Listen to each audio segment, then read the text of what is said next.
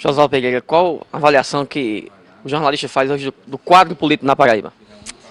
A Paraíba tem lamentavelmente um quadro político muito ruim, no sentido de que as brigas não param e as disputas políticas elas ganham uma tonalidade de briga mesmo, de guerra, quase de guerra, porque a disputa política é normal, você ter adversários, mas, por exemplo, na Paraíba se cuida muito pouco das questões do Estado, das questões dos municípios, os políticos preferem brigar, é mais fácil, como antigamente no tempo do coronelismo, dois coronéis que brigavam dividiam a população metade para um lado e metade para o outro. Então eles não se preocupavam em ter que vender ideias, ter que vender projetos ou defender projetos. Está ocorrendo mais ou menos hoje na Paraíba. Os choques dividem os eleitores e os políticos então acabam não tendo a preocupação de discutir mais ideias, mais projetos para o Estado, tanto que o Estado não consegue sair muito da situação de pobreza, os indicadores sociais são muito ruins. A briga pelo poder na Paraíba é de uma natureza muito forte, assim, é quase fratricida. Você tem hoje um governador que está colocado e tem dois ou três grupos que entendem que se o governador se estabelecer, esses grupos não vão voltar ao poder tão cedo. Então parte para cima do governador para ele não se estabelecer. E aí ninguém quer saber se está atingindo apenas o governador, se está atingindo o Estado também. E aí o governador responde no mesmo tom, e às vezes esquece, deixa de trabalhar para poder responder. Muito complicado a situação política da Paraíba. Como analista, você acredita que Ricardo possa eleger o maior número de prefeitos nessa eleição?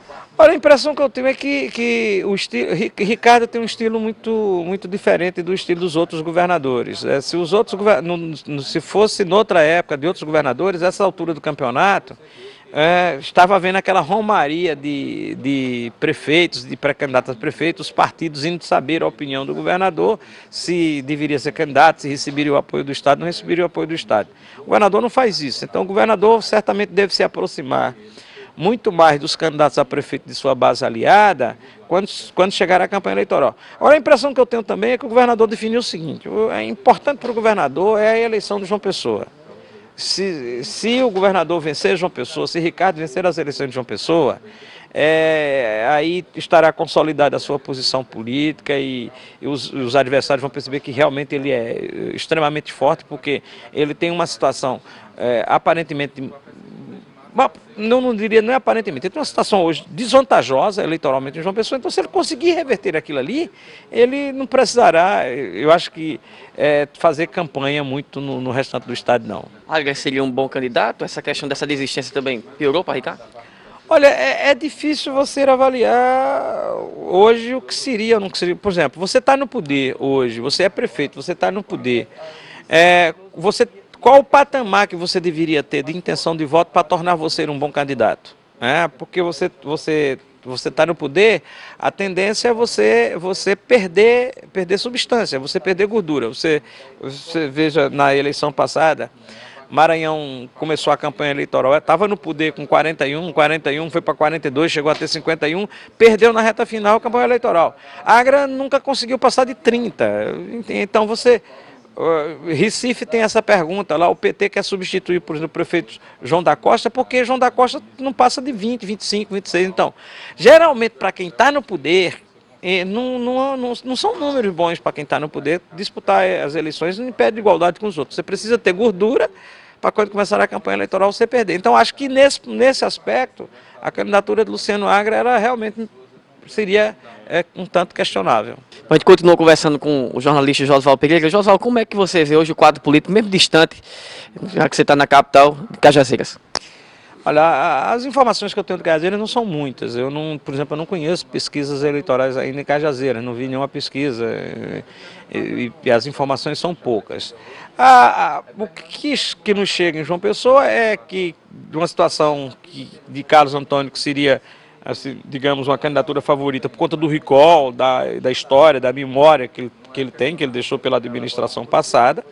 Tem um problema eleitoral que eu acho que é consistente, precisa ser removido e terá dificuldade de remover. O problema eleitoral dele, a inelegibilidade dele não é uma coisa fácil, plantada. Um advogado também, você acredita que ele pode não ser candidato?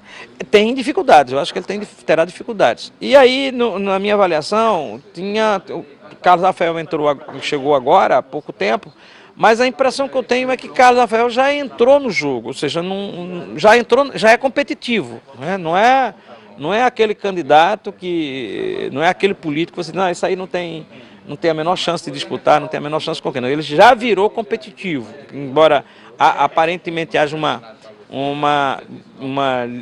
um favoritismo de Carlos Antônio, com um problema no meio que é a registro de candidatura, mas que Carlos Antônio também não está fora do páreo, não. Eu acho que já virou competitivo. Você militou também na imprensa de Souza. Como é que você vê também, mesmo distante, a política na cidade de Souza? André, que é deputado, e Fábio Tairona, atual prefeito. Eu acho que haverá uma repetição mais ou menos do quadro da campanha passada. Eu acho que será uma disputa extremamente parelha, extremamente igual. Não aconteceram muitas mudanças. A cidade de Souza é muito mais política, nesse sentido de que as famílias se dividem desde o começo. É difícil você conseguir uma adesão, um mudar para o outro. Há um clima de radicalidade muito grande desde a campanha passada, que no meu entendimento, na minha avaliação, não conseguiu mudar muito, mesmo com a administração do Fábio Tairona. Acho que vai ser uma disputa muito parelha, muito igual lá na cidade de Souza. Você participou da abertura do projeto do jornal Gazeta, e nesse final de semana são 700 edições. É uma satisfação enorme, é uma alegria enorme e é um marco na história de Cajazeiras, porque nós já tivemos no passado. Cajazeiras sempre teve bons jornais, cultivou seus jornais locais. Só que aqueles jornais que tinham vida muito curta. Começavam, tinha 1 ano, 2 anos, e aí revistas começavam 1, 2 anos, e aí Zé Antônio, realmente, quando ele montou o jornal, ele tinha essa história, dizia, olha, vou começar um jornal, mas ele não vai morrer. Então, é um herói, Zé Antônio, tem vários anos, o jornal tem do que 12, 13 anos, por aí assim, eu não sei exatamente a data que começou o jornal.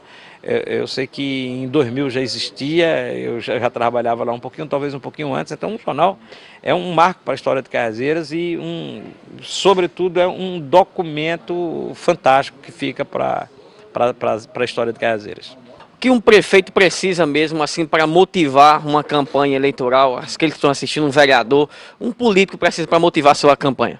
Hoje ele precisa ter uma campanha planejada. É um bom marketing, na realidade.